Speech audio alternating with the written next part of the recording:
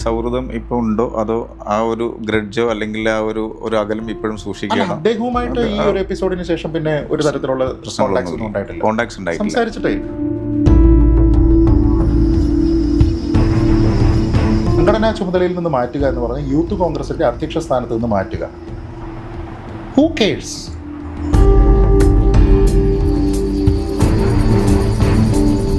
Kerala story പറയുമ്പോൾ എല്ലാം ഉൾപ്പെടുത്തണ്ടേ? ഇത് മാത്രമല്ലല്ലോ കേരളം. തീർച്ചയായും ഒരു കാര്യം ചോദിക്കാം, ഇത് ക്രിട്ടിസൈസ് ചെയ്യപ്പെടുമ്പോൾ പ്രൊപ്പഗണ്ടയാണ് എന്ന് പറയപ്പെടുമ്പോൾ ഇത് കേരളമാണല്ലോ, കേരളത്തിൻ്റെ സ്റ്റോറിയാണല്ലോ. ദ ഗ്രേറ്റ് ഇന്ത്യൻ കിച്ചൺ എന്നൊരു സിനിമ വന്നു. ഇന്ത്യയിലെ കിച്ചൺ എങ്ങനെയാണ്?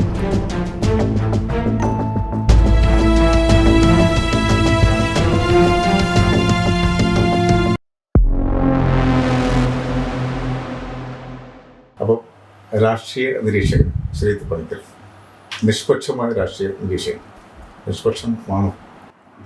നിഷ്പക്ഷമാണോ എന്ന് എന്നോട് ചോദിക്കുന്ന അഭിപ്രായമായിരിക്കത്തില്ല ചിലപ്പോൾ നാട്ടുകാർ പറയുന്നത്. പക്ഷേ ഞാനതിന് പലപ്പോഴും പറയുന്നൊരു എക്സാമ്പിളുണ്ട്. നമ്മളിപ്പോൾ ഒരു ക്രിക്കറ്റ് ഫീൽഡിൽ ഒരു മത്സരം നടക്കുമ്പോൾ അവിടെ ന്യൂട്രൽ എന്ന് പറയാനായിട്ട് 2 പേര് മാത്രമേ ഉള്ളൂ, അമ്പയർമാർ മാത്രമേ ഉള്ളൂ. അതെ. പക്ഷേ ഒരു അപ്പീൽ വരുന്ന സമയത്ത് ഇതിലേതെങ്കിലും ഒരു ടീമിൻ്റെ കൂടെ നിൽക്കണം, അല്ലേ? ഒന്നുകിൽ ഔട്ട് കൊടുക്കണം, അല്ലെങ്കിൽ നോട്ട് ഔട്ട് ആണെന്ന് പറയണം. ഔട്ട് പറയുന്ന സമയത്ത് അയാൾ ബോളിംഗ് ടീമിനൊപ്പമാണ് എന്ന ആൾക്കാർ വേണമെങ്കിൽ ആരോപിക്കാം. നോട്ട് ഔട്ട് കൊടുക്കുന്ന സമയത്ത് ബാറ്റിംഗ് ടീമിനൊപ്പമാണ് എന്ന് വേണമെങ്കിലും ആരോപിക്കാം. അപ്പോൾ അങ്ങനെ ആരോപിക്കാനുള്ള സ്വാതന്ത്ര്യം ആൾക്കാർക്കുണ്ട്. പക്ഷേ അമ്പയറിനെ സംബന്ധിച്ചിടത്തോളം അല്ല, അത് ശരിക്കും ഒരു ജഡ്ജ്മെൻ്റ് അല്ല. അമ്പയർ ചെയ്യുന്ന ഒരു ജഡ്ജ്മെൻ്റാണ്. ശരിയായിട്ടുള്ള കാര്യം എന്താണോ അത് പറയുകയാണ് ചെയ്യുന്നത്. നോട്ട് ഔട്ടായിട്ട് ഔട്ട് കൊടുക്കുകയല്ലല്ലോ ചെയ്യുന്നത്. അല്ല, അങ്ങനെ കൊടുക്കുമ്പോഴാണ് ഒരു നിഷ്പക്ഷത എന്ന് പറയുന്നത് കാര്യം മാറുന്നത്. അല്ല, അതിലുള്ള വ്യത്യാസം അത് അദ്ദേഹത്തിൻ്റെ പെർസ്പെക്റ്റീവാണ്. അത് ജഡ്ജ്മെൻ്റലാകുന്നത് അദ്ദേഹത്തിൻ്റെ പെർസ്പെക്റ്റീവിൻ്റെ ഇതിൽ. അതായത് ഇപ്പോൾ ഒരു LBW അപ്പീൽ വരുമ്പോൾ ഇത് ഔട്ട്സൈഡ് ഓഫ് സ്റ്റംപ് ആണോ പിച്ച് ചെയ്തിരിക്കുന്നത്, ഔട്ട്സൈഡ് ലെഗ് സ്റ്റംപ് ആണോ, ഇൻലൈൻ സ്റ്റംപിലാണോ കൊള്ളുന്നത്, ഇനി ആ പന്ത് പോയിരുന്നെങ്കിൽ അത് സ്റ്റംപിൽ കൊള്ളുമോ എന്നുള്ളത് ജഡ്ജ്മെൻ്റലാകുന്നത് അദ്ദേഹത്തിൻ്റെ ഊഹമാണ്. ടെക്നോളജി അസിസ്റ്റഡ് ആയിട്ടുള്ളത് നോക്കുന്ന സമയത്ത് ചിലപ്പോൾ അതാവണമെന്നില്ല. അപ്പോൾ വ്യത്യാസം ഉണ്ടാകും. അല്ല, ഊഹം ശരിയാണോ എന്ന് ശരിയായിട്ടുള്ള ഒരു മെത്തേഡ് നമുക്ക് അറിയാനുള്ളൊരു സംവിധാനം ഒരു 10 വർഷം കഴിഞ്ഞിട്ട് നമ്മളിങ്ങനെ ഇരുന്ന് സംസാരിക്കുമെന്ന് എനിക്ക് തോന്നുന്നില്ല. എല്ലാം പാളുന്ന രീതിയിലോ അല്ലെങ്കിൽ കംപ്ലീറ്റ് ബയാസ്ഡോ ആണെങ്കിൽ നമ്മൾ 2015 തുടങ്ങുന്ന ഒരു പരിപാടി ഇപ്പോൾ 2025 നമ്മളിങ്ങനെ ഇരുന്ന് സംസാരിക്കുമെന്ന് എനിക്ക് തോന്നുന്നില്ല. പക്ഷെ സംഘീയ നിരീക്ഷകൻ, വലതുപക്ഷ നിരീക്ഷകൻ, താഴെ ഇങ്ങനെ വരുന്ന കമന്റുകളാണ് തൽക്കാലം ഇത്തിരി കുറവാണെന്ന് പറയാം. ആദ്യകാലത്തെ അപേക്ഷ അല്ലെങ്കിൽ ഒരു 4-5 വർഷം മുമ്പത്തേതിനേക്കാളും അതിലൊരു ഇൻറ്റിമിഡേഷൻ്റെ പരിപാടിയുണ്ട്. കാരണം ഈ ഒരു പരിപ്പ് ഇവിടെ വേഴുന്നതല്ല എന്ന രീതിയിലുള്ള ഒരു സംഭവം ഉണ്ടല്ലോ. അപ്പോൾ ഏതെങ്കിലും വിഷയത്തിൽ ഗവൺമെൻറ്റിൻ്റെ BJP ഗവൺമെൻറ് പറയുന്ന കാര്യത്തിനോട് ചേർന്ന് നിന്ന് കഴിഞ്ഞാൽ ഉടനെ നമ്മുടെ നാട്ടിലുണ്ടാകുന്ന ആരോപണം ഇയാൾ അവരെ സപ്പോർട്ട് ചെയ്യുന്നു എന്ന രീതിയിലാണ്. അതെന്താണെന്ന് വെച്ചാൽ നമ്മുടെ നാട്ടിൽ BJP പൊളിറ്റിക്സ് മെയിൻ സ്ട്രീം ആയിട്ടില്ല എന്നുള്ളത് കൊണ്ട്. പക്ഷേ അതിൻ്റെ ആദ്യ ഘട്ടമായിരുന്നു. അപ്പോൾ എന്ത് ചെയ്യും, നമ്മളോടൊപ്പം ചർച്ചയിൽ വന്നിരിക്കുന്ന ആൾക്കാർ പറയും, നിങ്ങൾ BJPയുടെ ആളാണ്, നിങ്ങൾ സംഘപരിവാറാണ്, നിങ്ങൾ സംഘി, അത് ഇങ്ങനെ തുടരും. അത് ഒരു ഘട്ടം വരെ നമ്മളെ ഇൻറ്റിമിഡേറ്റ് ചെയ്യാനായിട്ട് പറ്റുന്നില്ല എന്നവർക്ക് തോന്നുന്ന സമയത്ത് അതവരുപേക്ഷിച്ചിട്ട് 4-4.5 വർഷം മുമ്പ് തന്നെ ഈ ആൾക്കാരൊക്കെ തന്നെ എന്നെ ബഹിഷ്കരിക്കാൻ തുടങ്ങി. അപ്പോൾ ആദ്യം എൻ്റെ വാദത്തിനെ ബഹിഷ്കരിച്ചു, എന്നെ ഡിസ്ക്രെഡിറ്റ് ചെയ്യാൻ വേണ്ടിയിട്ട് നോക്കി. അവസാനം എന്നിട്ടും നമ്മൾ സംസാരിക്കുന്നുണ്ട്, നമ്മൾ പേടിച്ച് പോകുന്നില്ല എന്ന് കണ്ടു കഴിഞ്ഞപ്പോഴത്തേക്ക് എന്നെ മൊത്തത്തിൽ അങ്ങ് ബഹിഷ്കരിച്ചു. ഇപ്പം അങ്ങനെ ബഹിഷ്കരിച്ചിട്ട് ഒരു 4.5 വർഷമായി. പക്ഷേ എന്നാലും എൻ്റെ അഭിപ്രായം കേൾക്കണമെന്നുള്ള ആൾക്കാരെ എന്നെ വിളിക്കാം. ചാനലുകാർ, രാഷ്ട്രീയക്കാർ വിഷയാധിഷ്ഠിതമായിട്ട് ബഹിഷ്കരിച്ചവരുണ്ട്, മൊത്തത്തിൽ ബ്ലാങ്കറ്റ് ബാനുണ്ട്. ഇപ്പോൾ CPM-നെ സംബന്ധിച്ചിടത്തോളം ബ്ലാങ്കറ്റ് ബാനാണ്. ഞാൻ മനസ്സിലാക്കുന്നത് ഇപ്പോഴും ചർച്ചകൾക്ക് വേണ്ടിയിട്ട് അവരെ വിളിക്കുന്ന സമയത്ത് അവരിപ്പോഴും ചോദിക്കാറുണ്ട്, പണിക്കരും ജയശങ്കറും ഉണ്ടോ എന്ന് ചോദിക്കാറുണ്ട്. അപ്പോൾ ഞങ്ങളുടെ കൂടെ ഇരിക്കാതായിട്ട് 4 കൊല്ലം കഴിയും. എന്നാലും ഇപ്പോഴും അവരത് ചോദിച്ചിട്ടാണ് തുടങ്ങുന്നതെന്നാണ്. അല്ല, അത് അവരുടെ സ്വാതന്ത്ര്യം. അല്ല, അത് തന്നെയാണ് നമുക്കൊരു കാര്യമുള്ള കാര്യം. എപ്പോഴും ഒരു ലെഫ്റ്റിനെ, CPM-നെ, ഇടതുപക്ഷത്തെ വിമർശിക്കാനുള്ള ഒരവസരം ശ്രീജിത്ത് പണിക്കർ ഒഴിവാക്കിയിട്ടില്ല. അപ്പം ഒരു LDF ഗവൺമെൻറ്റോ അല്ലെങ്കിൽ ലെഫ്റ്റ് പ്രസ്ഥാനം ഇതുവരെ നല്ലൊരു കാര്യം ചെയ്യുന്നില്ല, അല്ലെങ്കിൽ ചെയ്തതിന് ഓവർലുക്ക് ചെയ്യുന്നില്ല എന്നൊരു സ്റ്റാൻഡ് എടുക്കുന്ന പോലെ തോന്നാം. ഇല്ല, അങ്ങനെയില്ല. ഇപ്പോൾ ലെഫ്റ്റിൻ്റെ പല കാര്യങ്ങൾ, ഇപ്പോൾ ഒരു ചെറിയ ഉദാഹരണം പറഞ്ഞു കഴിഞ്ഞാൽ മാവോയിസ്റ്റുകൾക്കെതിരായിട്ടുള്ള നടപടി എന്ന് പറയുന്നതിനകത്ത് നമ്മുടെ ലെഫ്റ്റ് ഗവൺമെൻറ് അത് ചെയ്തിട്ടുണ്ട്, പിണറായി വിജയൻ സർക്കാർ ചെയ്തിട്ടുണ്ട്. അപ്പോൾ അതിനെതിരെ വളരെ രൂക്ഷമായിട്ടുള്ള വിമർശനം കോൺഗ്രസിൻ്റെ ഭാഗത്തു നിന്നുണ്ടായിട്ടുണ്ട്. അവരാണല്ലോ മെയിൻ പ്രതിപക്ഷം. പക്ഷേ ആ സമയത്ത് എൻ്റെ സ്റ്റാൻഡ് പിണറായി വിജയൻ സർക്കാരിനൊപ്പമാണ്. അതായത് ഇവിടെയുള്ള സോക്കോൾഡ് ഞങ്ങളാണ് ലെഫ്റ്റ് എന്ന് പറയുന്ന ആൾക്കാരുണ്ട്. അപ്പോൾ അവർ തന്നെ പറയുന്നത് എന്താണ്, മൃതപ്രായരായിട്ടുള്ള, എണീറ്റ് നിൽക്കാൻ കഴിവില്ലാത്ത പാവപ്പെട്ട ആൾക്കാരെ വെടിവെച്ച് കൊന്നിട്ടാണ് ഈ മേനി നടിക്കുന്നത്, അതിന് കേന്ദ്രത്തിൽ നിന്ന് ഫണ്ട് കിട്ടുന്നതിന് വേണ്ടിയിട്ടാണ് ഇത് ചെയ്യുന്നത് എന്നൊക്കെയുള്ള ആരോപണം ഉണ്ടായിരുന്നു. പക്ഷെ ആ സമയത്ത് ഞാൻ നിന്നിട്ടുള്ളത് CPM ബാലൻസ് ചെയ്യാൻ വേണ്ടിയിട്ട് 100 പ്രശ്നം വരുമ്പോൾ ഒരെണ്ണം ഇവിടെ നിന്ന് കൊടുക്കുന്നതാണോ? അല്ല. ബാലൻസ് എപ്പോഴാണ് വരിക? നമുക്ക് യാതൊരു വിധത്തിലുള്ള കൺവിക്ഷനും ഇല്ലാത്ത വിഷയത്തിൽ ബാലൻസ് ചെയ്യാൻ വേണ്ടി നിൽക്കുന്നുണ്ട്. പക്ഷെ ഞാൻ ആ എടുത്തിരിക്കുന്ന പൊസിഷൻ ഞാൻ കൺസിസ്റ്റൻ്റാണ്. അതായത് CPM ഗവൺമെൻറ് അല്ല, വേറൊരു ഗവൺമെൻറ് ആണെങ്കിലും അത് BJP യോ ഇനി പിന്നെ UP സമാജ്വാദി പാർട്ടി ഭരിക്കുന്ന സമയത്താണെങ്കിലും മാവോയിസ്റ്റിനെതിരെ ഒരു നിലപാടുണ്ടെങ്കിൽ ആ നിലപാടിന് ഞാൻ കൺസിസ്റ്റൻ്റാണ്. ഞാൻ കാണിക്കുന്ന എവിടെയാവും ഇരട്ടത്താപ്പാവുക? അവിടെ ഞാനതിനെ സപ്പോർട്ട് ചെയ്തിട്ട് ഇവിടെ ഞാനതിനെ എതിർത്താൽ. പക്ഷെ അങ്ങനെ ഏതെങ്കിലും വിഷയത്തിൽ, അതായത് വിഷയമൊന്ന്, 2 നിലപാട് 2 പാർട്ടിക്ക് അനുസരിച്ച് ഞാൻ എടുത്തിട്ടുണ്ടെങ്കിൽ ഈ പറയുന്ന വാദം ശരിയാവും. പക്ഷെ അങ്ങനെ എന്തെങ്കിലും ഉണ്ടോ? ഈ BJP വാദിക്കേണ്ട പല കാര്യങ്ങളിലും, ഇപ്പോൾ വിശ്വാസ പ്രശ്നങ്ങളിലും അല്ലെങ്കിൽ അത്തരം കാര്യങ്ങളിലൊക്കെ അവരെക്കാൾ ശക്തമായി ശ്രീത്ത് നിലപാടെടുക്കാറുണ്ടോ? ചിലപ്പോൾ ഉണ്ടാവാം. കാരണം അത് നമ്മുടെ ഒരു വാല്യൂ സിസ്റ്റം ഉണ്ട്. നമ്മൾ വളർന്നു വരുന്ന സമയത്തുള്ള നമ്മുടെ ഒരു ബേസ് എഡ്യൂക്കേഷനുണ്ട്. അപ്പോൾ അതിൽ നമ്മുടെ കൾച്ചർ ഉണ്ടാകും. നമ്മൾ സാമൂഹ്യമായിട്ട് ശരി ഏതാണ് തെറ്റ് ഏതാണ് എന്ന് ചിന്തിക്കുന്ന കാര്യങ്ങളുണ്ടാകും. നമ്മുടെ ഉള്ളിലുള്ള ഒരു മൂല്യബോധം ഉണ്ടാകും. അപ്പോൾ അതിൻ്റെ അടിസ്ഥാനത്തിലാണല്ലോ നമ്മുടെ അഭിപ്രായ രൂപീകരണം ഉണ്ടാവുക. ഇപ്പോൾ ഒരു ഉദാഹരണം പറഞ്ഞാൽ ശബരിമല വിഷയത്തിൽ ആദ്യം BJPയുടെ RSSൻ്റെയൊക്കെ നിലപാട് എന്താ? എൻ്റെ നിലപാട് ആദ്യം അത് തന്നെയാണ്. അതിൽ ഞാൻ മാറ്റിയിട്ടില്ല. അവർ മാറ്റുന്നതിനെ സ്വാഗതം ചെയ്തു. കോൺഗ്രസും മാറ്റുന്നതിനെ സ്വാഗതം ചെയ്തു. പക്ഷേ എന്നെ സംബന്ധിച്ചിടത്തോളം ഞാൻ അയ്യപ്പൻ്റെ അയൽവാസിയാണ്. ഞാൻ പന്തളത്തുകാരനാണ്. എൻ്റെ വീടിൻ്റെ തൊട്ടപ്പുറത്താണ് പന്തളം കൊട്ടാരവും അവിടുത്തെ വലിയ കോയിക്കൽ ക്ഷേത്രവുമല്ല. അപ്പോൾ ഞാൻ വളരുന്ന സമയത്ത് തന്നെ ഇതിൻ്റെ ഒരു റൂട്ട്സ് എനിക്ക് കൂടിയുണ്ട്. അപ്പോൾ അതെൻ്റെ വാല്യൂ സിസ്റ്റത്തിലുണ്ട്, ബിലീഫ് സിസ്റ്റത്തിലുണ്ട്. അപ്പോൾ ഇതിങ്ങനെ ആയിരിക്കണം എന്നൊരു ധാരണ എനിക്കുണ്ട്. മറ്റൊരു പാർട്ടി അത് പറയുന്നുണ്ടോ ഇല്ലയോ എന്നുള്ളത് അതുകൊണ്ട് എൻ്റെ വിഷയമല്ല. ഞാൻ ഏത് വിഷയത്തിലൊരു പൊസിഷൻ എടുക്കുന്നോ അതിൽ ഞാൻ നിലനിൽക്കുന്നുണ്ടോ ഇല്ലയോ എന്നുള്ളതാണ്. ഇപ്പോൾ ചെറിയൊരു ഉദാഹരണം പറയാം. നമ്മുടെ കാർഷിക നിയമങ്ങൾ വന്ന സമയം മുതൽ തന്നെ അതിനെ അംഗീകരിക്കുന്ന ആളാണ് ഞാൻ. അപ്പോൾ BJPയുടെ പോളിസിയാണ് എന്ന് പറഞ്ഞുകൊണ്ട് ആൾക്കാരെല്ലാവരും പതിവ് പോലെ തന്നെ എന്നെ അതിൻ്റെ പേരിൽ വേണമെങ്കിൽ ആക്രമിക്കും. പക്ഷേ അവസാനം വന്നപ്പോൾ പൊളിറ്റിക്കൽ പ്രഷർ ഉണ്ടാവുകയും പഞ്ചാബിലെ തെരഞ്ഞെടുപ്പ് വരികയും ചെയ്യുന്ന ഘട്ടത്തിൽ BJP എന്ത് ചെയ്തു? ഈ കാർഷിക നിയമങ്ങൾ തൽക്കാലം വേണ്ട എന്ന് വെച്ചു. പ്രധാനമന്ത്രി തന്നെ അത് പ്രഖ്യാപിക്കുകയും ചെയ്തു. ഞാൻ പറഞ്ഞ എന്താ, എന്നാൽ വേണമെങ്കിൽ എനിക്ക് എന്ത് ചെയ്യാം, ഇതനുസരിച്ചിട്ട് അങ്ങ് നിലപാട് മാറ്റാം. പക്ഷേ ഞാൻ അന്നും ഇന്നും വിശ്വസിക്കുന്നത് ആ കാർഷിക നിയമങ്ങൾ ഇവിടുത്തെ കർഷകർക്ക് ഗുണം ചെയ്യുമായിരുന്നു. അത് BJP അതിൽ നിന്ന് പിൻവാങ്ങിപ്പോയത് തെറ്റാണെന്നാണ്. അന്ന് രാത്രിയിലുണ്ടായിരുന്ന ചർച്ചയിൽ എങ്കിൽ നിങ്ങൾക്ക് കൺവിക്ഷൻ ഇല്ലാത്ത നിയമമാണ് നിങ്ങൾ കൊണ്ടുവന്ന് ഇവിടുത്തെ കർഷകരുടെ പ്രശ്നങ്ങളെല്ലാം പരിഹരിക്കുമെന്ന് നിങ്ങൾ പറയുകയും അവരെ വെറുപ്പിക്കുകയും അതിൻ്റെ പേരിൽ കുറേയധികം ആൾക്കാർ പ്രൊട്ടസ്റ്റിൽ മരിച്ചു എന്നുള്ള കഥകളൊക്കെ ഉണ്ടല്ലോ. അപ്പോൾ ഈ സ്റ്റോറീസിൻ്റെ എല്ലാ അടിസ്ഥാനത്തിൽ അവസാനം ഇത് പിൻവലിക്കാനായിരുന്നെങ്കിൽ പിന്നെ നിങ്ങൾ എന്തിനാണ് കൊണ്ടുവന്നത്? അങ്ങനെയെങ്കിൽ ഇവിടെ നടന്നിരിക്കുന്ന പ്രതിഷേധങ്ങൾക്കും അതിലുണ്ടായിരിക്കുന്ന മരണങ്ങൾ എന്നാരോപിക്കപ്പെടുന്നതിനും BJP സർക്കാരാണ് റെസ്പോൺസിബിൾ എന്നതുകൊണ്ട് പ്രധാനമന്ത്രി നരേന്ദ്രമോദി രാജിവെക്കണമെന്നാണ് അന്ന് രാത്രി ഞാൻ പറഞ്ഞത്. അപ്പോൾ ആ പൊസിഷൻ കൺസിസ്റ്റൻ്റ് ആണ്. അതാ ഞാൻ പറഞ്ഞ നേരത്തെ, വിഷയത്തിൽ ആരെങ്കിലും മാറി എന്ന് കരുതി ഞാനതിൽ മാറുന്നില്ല. എൻ്റെ പൊസിഷൻ കൺസിസ്റ്റൻ്റ് ആണ്. ഇതിൽ വ്യക്തിപരമായിട്ട് ഒരു കോൺഗ്രസ് ആൾക്കാരുമായിട്ട് കുറച്ചൊക്കെ ഒരു സൗഹൃദം സൂക്ഷിക്കുന്നുണ്ടെന്നാണ് ഞാൻ മനസ്സിലാക്കുന്നത്. അതേപോലെ CPM ആരെങ്കിലുമായിട്ട് സൗഹൃദം ഉണ്ടോ? കോൺഗ്രസിലും BJPയിലും ഉണ്ട്, ഈവൻ ലീഗിലും ഉണ്ട്. പക്ഷേ കമ്മ്യൂണിസ്റ്റ് പാർട്ടിയിൽ വളരെ കുറവാണ്. വളരെ ഈ സൗഹൃദം എന്ന് പറയുന്നൊരു ഗിവ് ആൻഡ് ടേക്ക് ആണല്ലോ. അപ്പോൾ എന്നെ വളരെ സ്വീകരിക്കുന്ന രീതിയിലുള്ള നിലപാടാണ് ഞാൻ ഈ പറഞ്ഞിരിക്കുന്ന മറ്റു പാർട്ടികളും അതിൻ്റെ നേതാക്കന്മാരും മറ്റു പ്രവർത്തകരും ഒക്കെ പൊതുവെ കാണിക്കുന്നത്. CPMൻ്റെ പ്രവർത്തകരുടെ ഇടയിൽ എന്നോട് അങ്ങനെ പ്രത്യേകിച്ചൊരു അലർജിയോ അങ്ങനെയൊന്നുമില്ല. പക്ഷെ അവരുടെ നേതൃത്വത്തിൻ്റെ ഇടയിൽ പല ആൾക്കാർക്കും അങ്ങനെ ഒരു വലിയ താല്പര്യമില്ലായ്മയൊക്കെ ഉണ്ട്. അതൊരു പക്ഷേ അവരെടുക്കുന്ന പൊസിഷൻ കൊണ്ടായിരിക്കാം. പക്ഷേ വ്യക്തിപരമായിട്ട് അങ്ങനെ കാണുന്ന സമയത്ത് അങ്ങനെ ബുദ്ധിമുട്ടുകളോ കാര്യങ്ങളോ ഒന്നും ഉണ്ടായിട്ടില്ല. പിന്നെ ഇപ്പോഴും വല്ലപ്പോഴും ആണെങ്കിൽ പോലും എന്തെങ്കിലും വിളിക്കുകയും എടുക്കുകയൊക്കെ ചെയ്യുന്നയാളും ഞാൻ അങ്ങോട്ട് വിളിക്കുകയും എടുക്കുകയൊക്കെ ചെയ്യുന്നയാളും സമ്പത്താണ്. അത് അദ്ദേഹം തന്നെ പരസ്യമായിട്ട് പറഞ്ഞിട്ടുണ്ട്, ഞാനും മുമ്പ് പറഞ്ഞിട്ടുണ്ട്. അദ്ദേഹത്തിന് ആ ഒരു വ്യക്തിപരമായിട്ടുള്ള ഒരു ബന്ധം ഊഷ്മളമായിട്ട് വെക്കുന്ന ഒരാളാണ്. പക്ഷെ അതിനപ്പുറത്തേക്ക് അങ്ങനെ വലിയ സൗഹൃദമൊന്നുമില്ല. ഈ പഠിക്കുന്ന കാലത്ത് പൊളിറ്റിക്സ് ഉണ്ടോ? ഇല്ല. പന്തളം NSS കോളേജിലാണ് പഠിച്ചത്. അത് വളരെ ഇൻറ്റൻസ് പൊളിറ്റിക്സ് ഉള്ള ഒരു ക്യാമ്പസാണ്. പൊളിറ്റിക്കൽ മർഡേഴ്സ് ഉണ്ടായിട്ടുള്ള ക്യാമ്പസാണ്. ഈവൻ ആ ക്യാമ്പസിൽ ഞാൻ പഠിച്ചുകൊണ്ടിരിക്കുന്ന സമയത്ത് തന്നെ അവിടെയുള്ള പൊളിറ്റിക്സ് അല്ലാതെ പുറത്തുള്ള, അതായത് ക്യാമ്പസ് പൊളിറ്റിക്സ് അല്ലാതെ പുറത്തുള്ള പൊളിറ്റിക്സിൽ ആക്റ്റീവായിട്ട് ഇൻവോൾവ് ചെയ്യുന്ന അവിടുത്തെ ഈ രാഷ്ട്രീയ പ്രസ്ഥാനങ്ങളിലുള്ള കുട്ടികളുണ്ടല്ലോ. അപ്പോൾ അവർ പ്രാദേശികമായിട്ട് പൊളിറ്റിക്സിൽ ഇടപെട്ട് അതിൻ്റെ പേരിൽ സംഘർഷങ്ങളുണ്ടായി. അതിൽ കൊല ചെയ്യപ്പെട്ടിട്ടുള്ള ആൾക്കാരൊക്കെ എൻ്റെ ബാച്ചിലുണ്ടായിരുന്നിട്ടുണ്ട്. അപ്പോൾ അത്ര ഇൻറ്റൻസ് പൊളിറ്റിക്സ് ഉണ്ടായിരുന്നതാണ്. പിന്നെ നമ്മുടെ മന്ത്രി G. സുധാകരൻ്റെ, അദ്ദേഹത്തിൻ്റെ മന്ത്രിയായിരുന്നപ്പോൾ അദ്ദേഹത്തിൻ്റെ സഹോദരൻ അവിടെ കൊല ചെയ്യപ്പെട്ടയാളാണ്. അപ്പോൾ അങ്ങനെ ഇൻറ്റൻസ് പൊളിറ്റിക്സ് ഉള്ള ഒരു ക്യാമ്പസാണ്. ഞാനവിടെ പ്രീ ഡിഗ്രി 2 വർഷം, ഡിഗ്രി 3 വർഷം, PG 2 വർഷം, അങ്ങനെ 7 വർഷം പഠിച്ചതാണ്. ഒരു പൊളിറ്റിക്സും ഉണ്ടായിട്ടില്ല. സ്വതന്ത്രനായിട്ട് ഞാൻ ചെയർമാനായിട്ട് മത്സരിക്കാൻ നോമിനേഷൻ കൊടുത്തു. മീറ്റ് ദ കാൻഡിഡേറ്റ് ഉണ്ടല്ലോ, അതിൽ പ്രസംഗിച്ചു. ഒരു കാരണവശാലും അബദ്ധത്തിൽ പോലും എനിക്ക് വോട്ട് ചെയ്യരുത് എന്ന് ഞാൻ അവിടെ പ്രസംഗിച്ചതാണ്. എൻ്റെ വോട്ട് പോലും വേറെ ആളിന് കൊടുത്തത്. എനിക്ക് 0 വോട്ട് കിട്ടിയാണ്. അത് ഈ മീറ്റ് ദ കാൻഡിഡേറ്റിൽ നമുക്ക് പ്രസംഗിക്കാം. അതൊരു റയർ ഓപ്പർച്യൂണിറ്റി ആയി. കോളേജിലെ പൊളിറ്റിക്സിൽ താല്പര്യമുള്ള ആൾക്കാർ മുഴുവനും ആൺകുട്ടികളും പെൺകുട്ടികളും എല്ലാവരും വരും, അധ്യാപകരുണ്ടാവും. അന്ന് നമുക്ക് എന്തും പറയാനുള്ള ഒരു ലൈസൻസ് ഉണ്ട്. ഞാനന്നൊരു ഹനുമൽ സ്തുതിയൊക്കെ ജപിച്ചുകൊണ്ടാണ് തുടങ്ങുന്നത് തന്നെ. അന്ന് എന്തിനുള്ള സ്വാതന്ത്ര്യമുണ്ട്. അത് കോളേജ് ലൈഫിൻ്റെ സമയത്ത് അതിൻ്റെ ഒരു ഫൺ. ഇല്ലില്ല, അന്നും അങ്ങനെ തോന്നിയിട്ടില്ല. ഇതൊരു രസത്തിന് നമ്മളെ ഈ ബാലറ്റ് പേപ്പർ ഉണ്ടല്ലോ, അതിൽ ചുമ്മാ പേരടിച്ച് കാണാനുള്ള ഒരു കൗതുകത്തിൻ്റെ പുറത്ത് മാത്രം കൊടുത്ത സാധനം, അല്ലാതെ പ്രചരണമോ കാര്യങ്ങളോ ഒന്നുമില്ല. ഞാൻ അന്ന് മീറ്റ് ദ കാൻഡിഡേറ്റിന് പ്രസംഗിക്കുമ്പോഴാണ് എൻ്റെ കൂടെ ഉള്ളവർ അറിയുന്നത്, എടാ ഇവനും നോമിനേഷൻ കൊടുത്തിട്ടുണ്ട്. അത് അന്ന് ഒരു കസർത്ത് നടത്തുന്നതിന് വേണ്ടിയിട്ടാണ്. ഞാനന്ന് പ്രസംഗിച്ചത് എനിക്കിപ്പോഴും ഓർമ്മയുണ്ട്. ഈ കൈയും കാലും ഒക്കെ ഉണ്ടായിട്ട് തന്നെ ഈ ശരീരം കാണാൻ വലിയ ഭംഗിയൊന്നുമില്ല.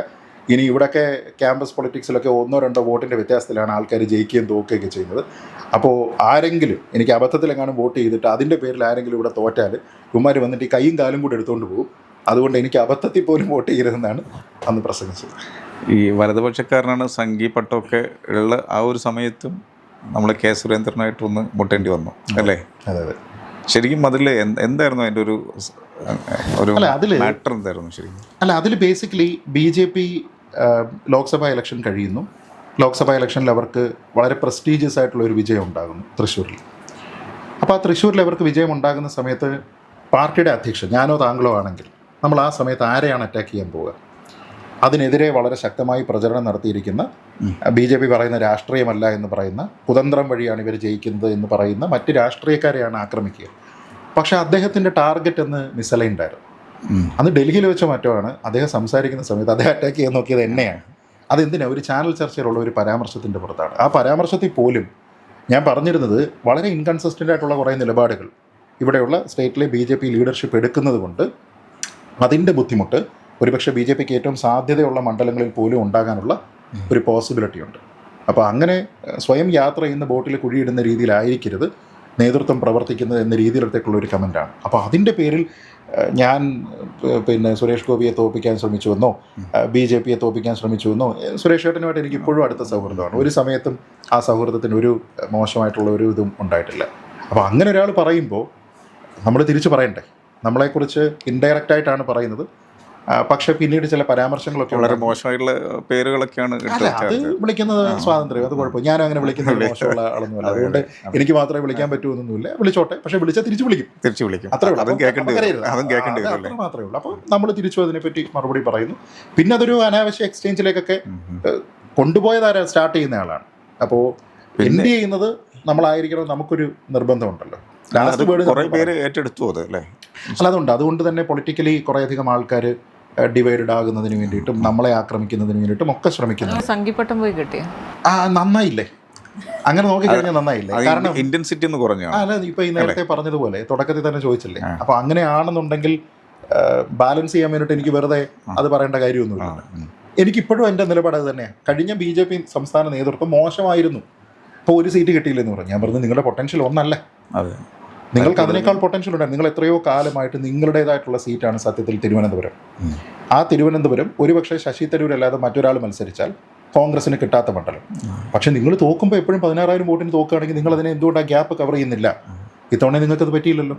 അപ്പോൾ ഞാൻ പറയുന്നത് വോട്ട് കൂടി, പെർസെൻറ്റേജ് കൂടി എന്ന് പറയുന്നതാണ് ഒരു സംസ്ഥാന അധ്യക്ഷൻ്റെ നേട്ടം എങ്കിൽ എനിക്കൊന്നും പറയാനില്ല. പക്ഷേ ഞാനതിനെ കാണുന്ന അവരുടെ പൊട്ടൻഷ്യൽ എന്ന് പറയുന്നത് ഒന്നിലധികം സീറ്റ് ജയിക്കാനുള്ള പൊട്ടൻഷ്യൽ ഉണ്ടായിരുന്നു. അത് റിയലൈസ് ചെയ്യാൻ അവർക്ക് പറ്റിയില്ല എന്നുള്ള അവരുടെ നേതൃത്വമാണ്. അപ്പോൾ ആ സമയത്ത് എനിക്കൊന്ന് കിട്ടിയില്ലേ എന്ന് പറയുന്ന ആൾക്കാരോട് ശരി കിട്ടി, നിങ്ങളെടുത്തോളൂ. ഈ രാഷ്ട്രീയ നേതാക്കന്മാർക്കൊക്കെ ഈ തുറന്ന് ചോദ്യങ്ങളും തുറന്ന് പറച്ചിലൊക്കെ കണ്ട് ആക്സെപ്റ്റ് ചെയ്യാൻ ബുദ്ധിമുട്ടുണ്ട് തോന്നുന്നുണ്ടോ? ആണ് തോന്നിയിട്ടുണ്ടോ അവർക്ക്? കാരണം ഇപ്പം ഈ പറഞ്ഞില്ലേ BJPക്ക് കുറച്ചും കൂടി കൂടുതൽ സീറ്റുകൾ കിട്ടാവുന്ന ഒരു സാഹചര്യം ഉണ്ടായിരുന്നു, പക്ഷെ അത് കൃത്യമായ രീതിയിൽ ഉപയോഗിച്ചില്ല എന്ന് ഒരാൾ പറയുമ്പോൾ ശരിയാണ് എന്ന് പറയാനുള്ള ഒരു താല്പര്യം കാണിക്കുന്നില്ല. അല്ല, അത് പല ആൾക്കാർ പല രീതിയിലാണ്. ഒരു പക്ഷേ സ്വയം വിമർശനത്തിന്, അതായത് നമ്മളിപ്പോൾ ഒരാളിൻ്റെ അടുത്ത് പറയുമ്പോൾ ആൾക്കാരത് ക്രിയേറ്റീവ് ആണോ, കൺസ്ട്രക്റ്റീവ് ആണോ, അതോ പൂർണ്ണമായിട്ട് നമ്മളെ റദ്ദ് ചെയ്യുന്ന രീതിയിലത്തേക്കാണോ ഈ സ്റ്റേറ്റ്മെന്റ് എന്ന രീതിയിൽ ഇവർ കൺഫ്യൂസ്ഡ് ആണ്. അപ്പോൾ സത്യത്തിൽ ഒരാൾ ചെയ്യേണ്ടത് ഇയാൾ പറഞ്ഞിരിക്കുന്ന കാര്യത്തിൽ എന്തെങ്കിലും വസ്തുതയുണ്ടോ, ഇത് ശരിയാണോ, അത് അനലൈസ് ചെയ്യുക. അത് അനലൈസ് ചെയ്തതിന് ശേഷം ഒരു തീരുമാനം എടുക്കുകയാണെങ്കിൽ നമ്മൾ ഈ പറഞ്ഞതിലെ പോസിറ്റീവ്സിനെ എടുക്കുക എന്ന് പറയും. അതെ, ആ കാര്യത്തിൽ ഒരു പക്ഷേ കോൺഗ്രസ് കുറച്ചുകൂടെ ഓപ്പണാണ്. കോൺഗ്രസ്സുകാരോട് നമ്മളിപ്പോൾ രമേശ് ചെന്നിത്തലയാണെങ്കിലും വി ഡി സതീശനെ ആണെങ്കിലും ഒക്കെ കെ സുധാകരനെ ഒക്കെ നമ്മൾ വിമർശിക്കാറുണ്ട്. പല വിഷയങ്ങൾ അവരുടെ പാർട്ടിയുടെ ഇൻറ്റേർണൽ പ്രശ്നങ്ങളിൽ, അല്ലാത്ത പ്രശ്നങ്ങളിൽ പ്രതിപക്ഷം എന്ന രീതിയിൽ അവർ പ്രവർത്തിക്കുന്നില്ല ശരിയായ രീതിയിൽ എന്നൊക്കെ പറയുമ്പോൾ ഒക്കെ കടുത്ത വിമർശനമാണ്. ഈ വിമർശനങ്ങളെപ്പറ്റി ഇവർ അവെയറുമാണ്. പക്ഷേ അവർക്ക് വ്യക്തിപരമായിട്ടുള്ള ഒരു സൗഹൃദത്തിലോ ബന്ധത്തിലോ ഒന്നും അതിൽ വ്യത്യാസം വരില്ല. കാരണം ഒരു രാഷ്ട്രീയ നിരീക്ഷകൻ ഒരാളെ പ്ലീസ് ചെയ്യാനല്ല ചെയ്യേണ്ടത്. അപ്പം ഞാനവിടെ വന്നിരുന്നിട്ട് BJP ഇന്ന് എല്ലാം നന്നായി, കൊള്ളാം എന്ന് പറയണമെന്നാണ് അവർ പ്രതീക്ഷിക്കുന്നതെങ്കിൽ അവർക്കറിയില്ല എൻ്റെ റോൾ എന്താണെന്നുള്ളത്. അപ്പോൾ എനിക്ക് അങ്ങനെ ഒരാളിൻ്റെ അടുത്ത് ബയാസ്ഡായിട്ട് പെരുമാറേണ്ട കാര്യമില്ല. എനിക്ക് എൻ്റെ ബോധ്യമുള്ള വിഷയങ്ങൾ ഞാൻ പറയുന്നു. അതിൽ തിരുത്തൽ വരുത്തണമെങ്കിൽ വസ്തുതാപരമായിട്ട് എന്നെ തിരുത്തണം. അല്ലാതെ അതിനെ അവഹേളിച്ചത് കൊണ്ടോ അധിക്ഷേപിച്ചത് കൊണ്ടോ കാര്യമില്ല. അപ്പോൾ നിങ്ങൾ എക്സ്പോസ്ഡ് ആവുകയാണ്. അപ്പോൾ പിന്നീട് വന്നിരിക്കുന്ന കാര്യങ്ങൾ കൊണ്ടും നമുക്കറിയാമല്ലോ അങ്ങനത്തെ ഒരു ജനപ്രീതിയിൽ കുറവൊന്നും ഉണ്ടായിട്ടില്ല. പക്ഷേ അവിടെയാണ് കുറേ മാറ്റം. പിന്നീട് ഈ സൗഹൃദം ഇപ്പോൾ ഉണ്ടോ അതോ ആ ഒരു ഗ്രഡ്ജോ അല്ലെങ്കിൽ ആ ഒരു അകലം ഇപ്പോഴും സൂക്ഷിക്കുകയാണ്? അദ്ദേഹവുമായിട്ട് ഈ ഒരു എപ്പിസോഡിന് ശേഷം പിന്നെ ഒരു തരത്തിലുള്ള കോണ്ടാക്ട്സ് ഒന്നും ഉണ്ടായിട്ടില്ല, സംസാരിച്ചിട്ടേ. അങ്ങനെ പല ആൾക്കാർ എന്നെ വിളിച്ചിട്ട് മധ്യസ്ഥത വേണോ, നമുക്കൊരു മധ്യസ്ഥതയ്ക്ക് ശ്രമിച്ചുകൂടെ എന്നൊക്കെ പറഞ്ഞു. ഞാൻ പറഞ്ഞു ഐ എം നോട്ട് ഇൻട്രസ്റ്റഡ്, എനിക്ക് അതിനകത്തൊന്നും താല്പര്യമൊന്നുമില്ല. പബ്ലിക്കായിട്ട് പറഞ്ഞു, പബ്ലിക്കായിട്ട് മറുപടി കൊടുത്തു. അല്ലാതെ രഹസ്യമായിട്ട് പറയുകയോ പേഴ്സണലായിട്ട് സംസാരിക്കുകയോ ആയിരുന്നില്ലല്ലോ. പബ്ലിക്കായിട്ട് പറഞ്ഞ കാര്യത്തിൽ പബ്ലിക് സ്പേസിൽ തന്നെ മറുപടി ഉണ്ടാവും എന്നുള്ളതേ ഉള്ളൂ. അല്ലാതെ എനിക്കിതിനെ റീകൺസൈൽ ചെയ്യണമെന്നോ അങ്ങനത്തെ ഈ പബ്ലിക് പ്ലേസിലുള്ള നമ്മുടെ ഈ അങ്ങോട്ടും ഇങ്ങോട്ടുമുള്ള വിളികളുടെ ഈ സോഷ്യൽ മീഡിയ ഇതിനു വേണ്ടി മാത്രമാണെന്നൊരു ചിന്ത പുതിയ ജനറേഷൻ തോന്നൂല്ലേ? കാര്യം നമ്മളിപ്പോൾ കുറച്ച് മുതിർന്ന ആളുകളല്ലേ, അപ്പോൾ അവർ നമ്മൾ മോഡലാവണ്ടേ? അല്ല, അത് നമ്മൾ ഈ സോഷ്യൽ മീഡിയയിൽ എങ്ങനെ ഉപയോഗിക്കുന്നു എന്നുള്ളതനുസരിച്ച്. ഇപ്പം നമ്മൾ ഒരാളിനെ ട്രോൾ ചെയ്യുന്നതിലൊന്നും ഒരു തരത്തിലുള്ള അപാകതയുണ്ടെന്ന് നമ്മൾ കരുതേണ്ടതില്ല. അല്ല, ട്രോള് നമ്മളെ ഭാഷ തന്നെ മാറുന്നുണ്ടല്ലോ, പലപ്പോഴും നമ്മളൊക്കെ കാണുന്നതല്ലേ. ഇപ്പൊ തന്തയ്ക്കും തള്ളയ്ക്കും വിളിക്കുന്ന ഒരു ലെവലായിട്ടുണ്ട്. അതാണ് ഇപ്പോൾ സോഷ്യൽ മീഡിയയിൽ നടക്കുന്നത്. അത് ആൾക്കാർ അത് സോഷ്യൽ മീഡിയയിൽ മാത്രമല്ല, അതല്ലാത്ത സ്ഥലത്തും ഉള്ളതാണ്. പിന്നെ ഈ നമ്മളീ പറഞ്ഞതുപോലെ തന്തയ്ക്ക് വിളിക്കുകയും തള്ളയ്ക്ക് വിളിക്കുകയൊക്കെ ചെയ്യുന്ന ആൾക്കാർ പലതും, മെജോറിറ്റി, എല്ലാവരും നല്ല മെജോറിറ്റി ഫേക്ക് ഐഡിയകളുമാണ്. അപ്പോൾ അല്ലാത്ത ഒറിജിനൽ ഐഡിയയിൽ നിന്ന് പറയാൻ പറ്റാത്തതിൻ്റെ ഒരു അമിത സ്വാതന്ത്ര്യം, ആഹ്ലാദമൊക്കെ അവർ ഇതുവഴി വിളിച്ച് കാണിക്കുന്നുണ്ട്. ഈവൻ അതർവൈസ് നല്ല മാന്യമായിട്ട് ഇടപെടുന്ന പ്രൊഫൈലുകളായിരിക്കും മറ്റു പലതും. അല്ല, അത് പക്ഷേ നമുക്ക് റെസ്പോണ്ട് ചെയ്യാം. റൈറ്റ് ടു റെസ്പോണ്ട് എന്ന് പറഞ്ഞിട്ടുള്ള ഒരു അവകാശമുണ്ട്. ആയിക്കോട്ടെ, ഞാൻ പറഞ്ഞത് ഇത് അവരല്ലല്ലോ കാണുക. ഞാനിപ്പോൾ എന്താ ചെയ്യുക, ഇത് കാണുന്ന ഒരുപാട് ആൾക്കാരുണ്ട്. നമ്മളൊരു റിപ്ലൈ കൊടുത്തു കഴിഞ്ഞാൽ അത് കാണുന്ന ആൾക്കാരുണ്ട്. ഇനി അഥവാ അത് കൂടുതൽ ആൾക്കാരിലേക്ക് എത്തണമെന്നുണ്ടെങ്കിൽ ഞാൻ തന്നെ അതിനെ എടുത്ത് സ്റ്റോറി ആക്കാറുണ്ട്. അല്ല, അത് മാത്രമല്ല, ഈ ശ്രീജിത്ത് പണിക്കർ കൊടുക്കുന്ന റിപ്ലൈ കമന്റ് കാണാൻ വേണ്ടിയിട്ട് ഇവിടെ ഫാൻസ് ഉണ്ട്, ഉണ്ടാവും. ഞാൻ പറഞ്ഞത് തെറിക്ക് ഉത്തരം മുറിപ്പത്തലെന്നാണ് നമ്മൾ പറയുക, അല്ലേ? ആരാടാന്ന് ചോദിച്ചാൽ ഏതാണെന്ന് തിരിച്ചു ചോദിക്കണം. അപ്പോൾ അങ്ങനെയുള്ള കമന്റുകൾ വന്നാൽ ആ കമന്റിന് നമ്മൾ അല്ലയോ സഹോദര എന്ന് പറഞ്ഞിട്ടല്ല പറയേണ്ടത്, അതിന് മറുപടി പറയണം. നമ്മുടെ മലയാള വാക്കുകളൊക്കെ നമ്മുടെ മലയാള ഭാഷയിലുള്ള അല്ലെങ്കിൽ ശബ്ദധാരാവലിയിലുള്ള വാക്കുകളൊക്കെ പല സന്ദർഭങ്ങളിൽ നമുക്ക് ഉപയോഗിക്കാനുള്ളതാണ്. അത് അനാവശ്യ സമയത്ത് ഉപയോഗിച്ചാൽ മാത്രമേ ഉള്ളൂ പ്രശ്നം. പക്ഷേ എന്ന് കരുതി നമ്മൾ ഈ ഭിക്ഷാദാനം പാത്രം അറിഞ്ഞു വേണമെന്ന് പറയുക. അപ്പോൾ പാത്രം മോശമാണെങ്കിൽ മോശമായ പാത്രത്തിനനുസരിച്ച്, അല്ലെങ്കിൽ ആ പാത്രം പിടിച്ചുകൊണ്ട് നിൽക്കുന്നവനനുസരിച്ച് കൊടുക്കണം. അതല്ലാതെ ഞാൻ എല്ലാ തവണയും വളരെ ജനറസ് ആയിട്ട് മാത്രമേ, വളരെ മാന്യമായിട്ട് മാത്രമേ ഇടപെടൂ എന്ന രീതിയിലത്തേക്ക് ചിന്തിക്കണം. അവരുടെ കാര്യത്തിൽ പ്രതികരിക്കുമ്പോൾ കുറച്ചൊരു മൈൽഡാണ്. ഇപ്പോൾ ഒരു വിവാദം ഒരു യുവ നേതാവിനെതിരെ വന്നു, അതിൽ അത്ര അഗ്രസീവ് ആയിരുന്നില്ല എന്ന്. 100% അഗ്രസീവാണ്. അതിന് ഞാൻ സെപ്പറേറ്റ് ആയിട്ട് ഞാൻ എൻ്റെ ഒരു യൂട്യൂബ് ചാനലിൽ ഒരു വീഡിയോ ഇട്ടു. കഴിഞ്ഞ ദിവസം ഏഷ്യാനെറ്റ് ന്യൂസിൻ്റെ ചർച്ചയിലുണ്ടായിരുന്നു. ആ ചർച്ചയിൽ ഞാൻ പറഞ്ഞത് തന്നെയാണ്, നിങ്ങൾ നോക്കൂ, നിങ്ങളുടെ ഒരു യുവ നേതാവിനെതിരെ ആരോപണം ഉണ്ടാകുന്നു. ആ ആരോപണം ഉണ്ടാകുന്ന സമയത്ത് ഒരു മോറൽ ഹൈഗ്രൗണ്ട് ക്ലെയിം ചെയ്യുന്നതിന് വേണ്ടിയിട്ട് ആ പാർട്ടി ചെയ്യുന്നത് ഞങ്ങൾ അയാളെ സംഘടനാ ചുമതലയിൽ നിന്ന് മാറ്റി എന്നാണ്. ഞാൻ ആ ചർച്ചയിൽ ചോദിച്ചു, സംഘടനാ ചുമതലയിൽ നിന്ന് മാറ്റുക എന്ന് പറഞ്ഞാൽ യൂത്ത് കോൺഗ്രസിൻ്റെ അധ്യക്ഷ സ്ഥാനത്ത് നിന്ന് മാറ്റുക. Who cares? Rahul Mankoottathil youth കോൺഗ്രസിൻ്റെ അധ്യക്ഷ സ്ഥാനത്തുണ്ടോ ഇല്ലയോ എന്നതിനെക്കുറിച്ച് ഹൂ കേഴ്സ്? അതാണ് ഞാൻ ചോദിച്ചത്. നാട്ടുകാരുടെ ചിന്ത എന്താ?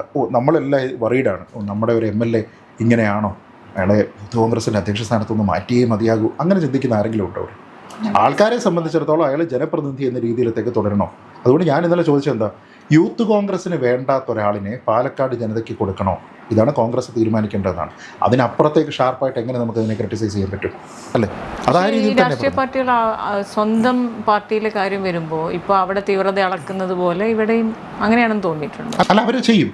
ഏതൊരു പാർട്ടിയെ സംബന്ധിച്ചിടത്തോളം അവർ മറ്റേത് തീവ്രത അളക്കുക എന്ന് നമ്മൾ പറയുന്നുണ്ടെങ്കിലും ഇവരെ സംബന്ധിച്ച് കോൺഗ്രസ്സിലും എന്താ ഉള്ളത്, ഒരു ഇൻറ്റേർണൽ ആയിട്ടുള്ള ഒരു എൻക്വയറി ഇപ്പോൾ തുടങ്ങിയിട്ടുണ്ട്. അപ്പോൾ ആ എൻക്വയറി എന്തിനു വേണ്ടിയിട്ടാണ്? ഈ ആരോപണങ്ങളുടെ സത്യസന്ധത എന്താണ്, ഈ നേതാവിനെതിരെ ഈ നടപടി മാത്രം മതിയോ, കൂടുതൽ വേണോ, അതൊരു പാർട്ടിയുടെ റുട്ടീൻ പരിപാടിയാണ്. പിന്നെ അത് പരസ്യമായിട്ട് പറയുകയും ആ ഒരു നടപടി മാത്രമേ ഉണ്ടാകൂ എന്നൊക്കെ പറയുന്ന സമയത്താണ് നമ്മൾ ഈ തീവ്രത അളക്കുന്ന പ്രത്യേക യന്ത്രം ഇവരുടെ കയ്യിലുണ്ട് എന്ന രീതിയിലൊക്കെ സോഷ്യൽ മീഡിയ വിമർശിക്കുന്നത്. പക്ഷേ ഞാൻ കരുതുന്നത് ഒരു ജനപ്രതിനിധിയായിട്ടുള്ള ഒരു വ്യക്തിക്കെതിരെയുള്ള ആരോപണമാണ്. യൂത്ത് കോൺഗ്രസിൻ്റെ അധ്യക്ഷനെതിരെയുള്ള ആരോപണമാണെങ്കിൽ അദ്ദേഹത്തെ അവിടെ നിന്ന് മാറ്റുന്നതിൽ ഓക്കെയാണ്. പക്ഷേ ഇതല്ലല്ലോ. അദ്ദേഹം MLA ആണ്, ജനപ്രതിനിധിയാണ്. അതുകൊണ്ട് ഞാൻ പറഞ്ഞത് യൂത്ത് കോൺഗ്രസിന് പോലും വേണ്ട. അദ്ദേഹം എങ്ങനെ MLA ആയി? ഇവിടെ കാൻഡിഡേറ്റ് ആവുന്ന ആ ഒരു സോഷ്യൽ കമ്മിറ്റ്മെന്റ് പുള്ളി ഏറ്റെടുക്കൂ? ഒരു MLA സ്ഥാനത്ത് നിന്ന് രാജിവെക്കാനുള്ള സാധ്യതയുണ്ടോ? യൂത്ത് കോൺഗ്രസിന് അല്ലെങ്കിൽ കോൺഗ്രസിന് പിന്നെ രാഹുൽ മാങ്കൂട്ടത്തിനെയാണോ വേണ്ടത്, രാഹുൽ മാങ്കൂട്ടത്തിൻ്റെ കോൺഗ്രസിനെയാണോ വേണ്ടത്?